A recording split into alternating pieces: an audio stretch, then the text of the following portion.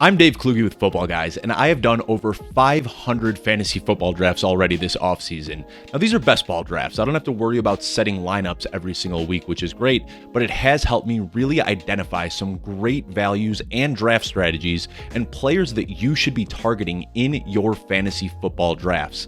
If you haven't already, be sure to subscribe to our YouTube page at youtube.com/footballguys. We're bringing you these short videos every single week, as well as all of our full-length episodes. So let's go ahead and dive into what I have learned and players I am targeting throughout my 500 fantasy football drafts this offseason.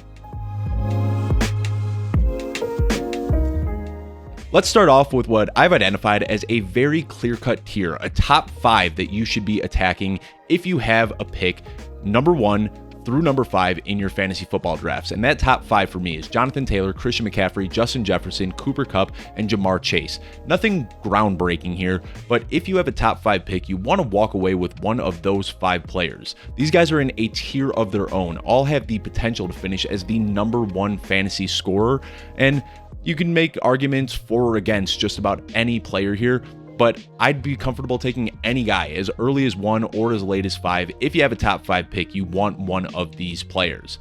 In my opinion, the draft really starts after this top 5, and that's when things get a little bit interesting. After the top 5, I have 4 players that I am pretty comfortable taking at 6th overall, and that's Austin Eckler, Dalvin Cook, Travis Kelce, and Stephon Diggs. You might be asking why Derrick Henry isn't there, or why Mark Andrews isn't there, Davante Adams. I can get into player takes, but feel free to shoot me a DM on Twitter if you're interested in that, at Dave Kluge. For me, these are players that have tremendous ceiling and don't have a lot of risk. With Derrick Henry specifically, I'm worried that his age could be catching up to him. With Davante Adams, I'm a little bit concerned that maybe he struggles to adapt in Las Vegas. Now, I'm not saying to completely fade these players. This is just my personal preference.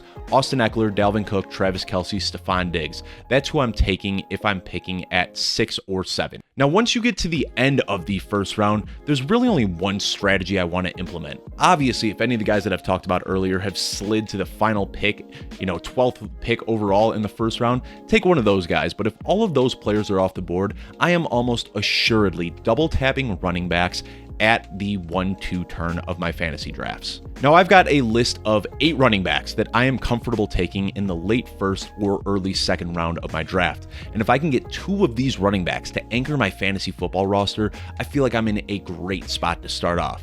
Those running backs are Joe Mixon, DeAndre Swift, Saquon Barkley, Aaron Jones, Alvin Kamara, Leonard Fournette, Derrick Henry, or Najee Harris. These are all running backs that have some red flags with them, but have potential to be studs at their position. If you can walk away with 2 of these guys after your second pick, you are going to be in a great spot. Now, right now, you might be wondering why I have omitted a few big names. Davante Adams, Deebo Samuel, CeeDee Lamb, Mike Evans, Tyreek Hill. It's not that I dislike these players, but when looking at opportunity costs, I don't think there's a huge gap between those wide receivers and some other guys that you can get in the 3rd round. So typically, if I'm picking late first or early second round, I am just completely avoiding those wide receivers and trying to take the running backs who I think have a much higher tier than the wide receivers at that same position. Now, if I had one of those top 5 earlier picks and I'm looking at the 2-3 turn, there are 2 guys that I assuredly want to draft, and that is Mark Andrews and Kyle Pitts. I don't think that there's a huge gap in talent between these guys and Travis Kelce, and you can get them for much cheaper, and they are going to give you a very similar range of outcomes. Now, you got to play ADP to some extent, and that's why I'm okay taking Travis Kelce in the first round, but if I'm picking at the 2-3 turn, I want Mark Andrews or Kyle Pitts as often as I can. Now, the reason I was willing to pass on those wide receivers that I just talked about a little bit earlier are because I really like the wide receivers in round 3. We talked about Davante Adams, Tyreek Hill, Deebo Samuel, great wide receivers, no doubt, but I don't think there's a huge fall off between the guys that you can get in the early 3rd round. And I'm talking about A.J. Brown, Michael Pittman, and T. Higgins. These guys are bona fide studs at their position and will give you similar production to the guys that you would have had to pay up for a round earlier. At this point in the draft, we're heading into the 3rd and 4th round, and this is when we get to that really scary running back dead zone, and everyone tells you, do not draft running backs here because they are assuredly going to bust. Well, guess what? This year is a little bit different. Running backs have been pushed down the board a lot because of analytics that are going into fantasy football, and I think that it makes for some pretty good values in this area. Some guys that I especially like here are Travis Etienne, Breece Hall, Ezekiel Elliott, J.K. Dobbins, David Montgomery, and Josh Jacobs. Yes, we are in the running back dead zone, and all of these guys carry some risk with them, but their ceilings are sky high, and we could look back in January and say, why were we letting these guys slide to where they were in drafts? But really, when you're in the running back dead zone, you should be drafting as many wide receivers as possible. Andrew Erickson over at Fantasy Pros, a good friend of mine, has labeled this the wide receiver shred zone as opposed to the running back dead zone, and here are my favorite targets at that area of the draft. DJ Moore, Cortland Sutton, Allen Robinson, Marquise Brown, Deontay Johnson, Rashad Bateman, Chris Godwin, Michael Thomas, DK Metcalf, Alan Lazard, Darnell Mooney, Brandon Ayuk, Drake London. They aren't the sexiest names to pick, but this is the area every single year in the draft where you get a mid-round wide receiver that could end up finishing with elite numbers. We saw it last year with Deebo Samuel and Cooper Kupp. The year before, this is where fantasy managers were drafting Stephon Diggs and Calvin Ridley. And listening to that name of players that I just listed off, you can easily see a couple of those guys having huge elite wide receiver seasons. So in rounds 4 through 8, I'm trying to draft as many of these wide receivers as possible in hopes that one could hit as an elite fantasy starter. So far, we've talked about running backs, wide receivers, tight ends, and you haven't heard me utter a quarterback's name. Now, there's two different approaches that you can take with quarterbacks. You can either draft one elite quarterback that you're just going to plug and play every single week, or you can wait, punt quarterbacks down the board a little bit, and stream quarterbacks. Personally, I really like getting one of the top 6 guys this year. And the guys I have identified as my top 6 quarterbacks are Josh Allen, Lamar Jackson, Justin Herbert, Patrick Mahomes, Jalen Hurts, and Kyler Murray. Now, I don't advise paying up for one of these quarterbacks. If you want Josh Allen, you're going to have to give up a 3rd round pick, and you're passing on a guy like A.J. Brown or Kyle Pitts to take Josh Allen. What I like to do is take whoever falls to me. Typically, that ends up being Jalen Hurts or Kyler Murray. Now, they're not as sexy as Lamar Jackson or Josh Allen, but these guys still have QB1 within their range of outcomes and can give you a huge fantasy season. And if you take a quarterback here, you're passing up on some of those mid-round wide receivers that I talked about that I like so much, but there's still some really good receivers that you can target a little bit later in the draft. Amari Cooper, Devonta Smith, Christian Kirk, Kadarius Toney, Sky Moore, Treylon Burks, Tyler Lockett, even Nico Collins. Now, these guys aren't nearly as safe as the previous tier of wide receivers, but they still have potential to break out this year and give you really good fantasy production in the 7th to 10th rounds of your drafts.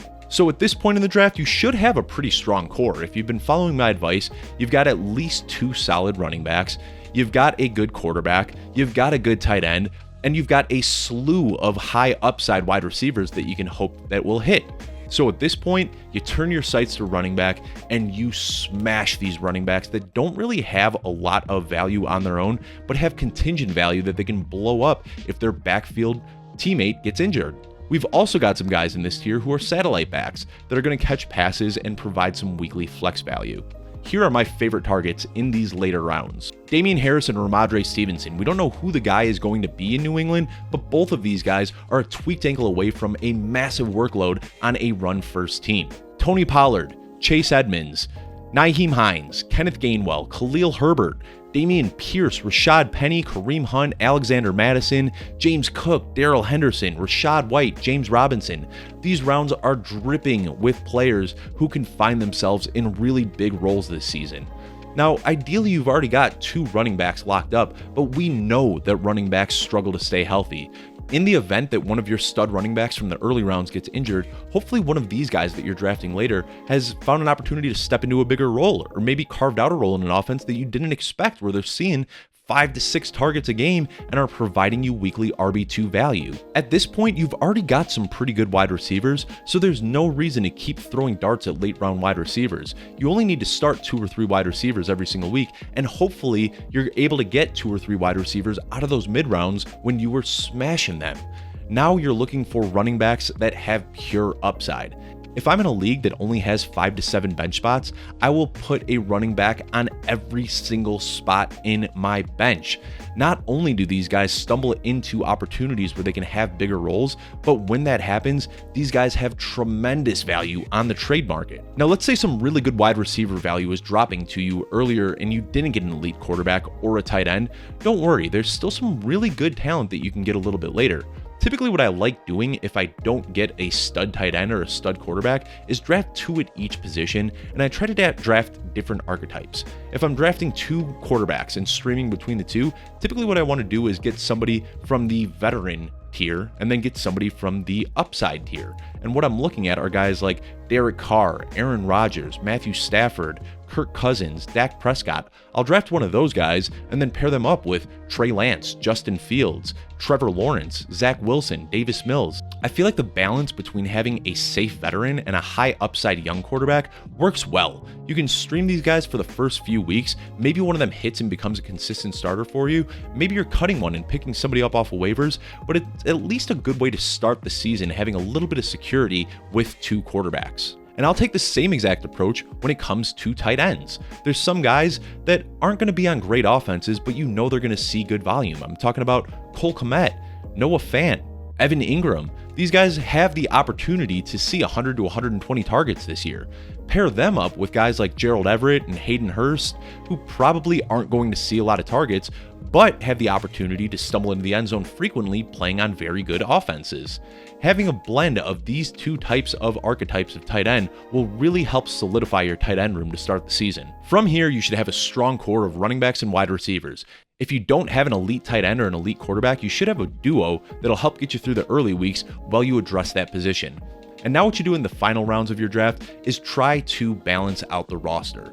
Let's say for whatever reason, running back values were really falling early in your draft and you loaded up on running backs. Well, use these last final rounds to add depth to your wide receiver room and throw some of those late round darts on guys like Donovan Peoples-Jones. Maybe Will Fuller signed somewhere. I don't know exactly who you want in these late rounds, but this is where you target those guys to add depth to a weak position. Conversely, let's say that you got a bunch of stud wide receivers early and now you're really hurting for running backs. This is where you draft guys like Chris Evans and Tyrion Davis-Price and Deonta Foreman, guys that nobody is probably really interested in drafting, but you can stash on your bench in the hopes that they stumble into a bigger role at some point this offseason. There is no foolproof way to win your fantasy football league. What you want to do is build a strong team that will set you up for success. Here at Football Guys, some people on staff have conflicting takes, but what we do is give you the information to dominate your league. Hopefully you were able to get some good information from this video that will help you in your 2022 drafts. If you haven't already, be sure to subscribe, youtube.com/footballguys. Drop a thumbs up on this video if you enjoyed it, and leave a comment below if you have any feedback. Thank you so much for tuning in, and I will see you next week.